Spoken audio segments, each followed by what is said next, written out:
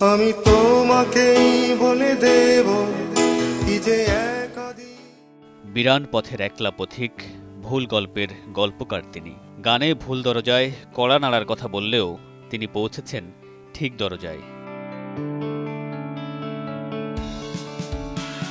জীবনের জটিলতাকে খুব সহজ করে দেখেছিলেন এই শিল্পী। প্রেম, বিরহ, প্রতিবাদ আর দ্রোহকে একসঙ্গে ঠাঁই দিয়েছেন গানের ভাঁজে। তাই তো আজও তার গানে শ্রোতারা খুঁজে পায় নাগরিক জীবনের মন খারাপের সঙ্গ। শঙ্খচিল নামে একটি ব্যান্ডের সঙ্গে যুক্ত হয়ে শুরু হয়েছিল তার গানের সঙ্গে পথ চলা।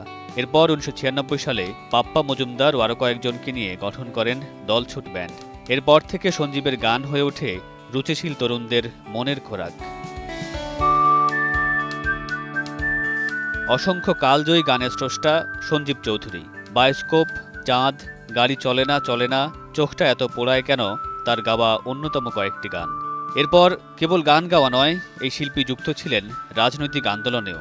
আজও প্রেমে আর দ্রোহে সঞ্জীব চৌধুরী গভীর এক আদুরে অনুভূতির নাম।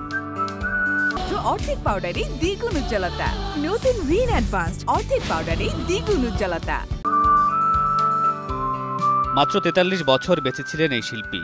এই স্বল্প জীবনে গান দিয়ে স্পর্শ করেছেন মানব মনের বিচিত্র অনুভূতি। তাই তো আজও অভিমানী প্রেমিকের কানে বাজে, আমি তোমাকেই বলে দেব কি যে একা দীর্ঘ রাত আমি হেঁটে গেছি বিরান পথে। মামুনুর রশীদ পনেল, সময় সংবাদ।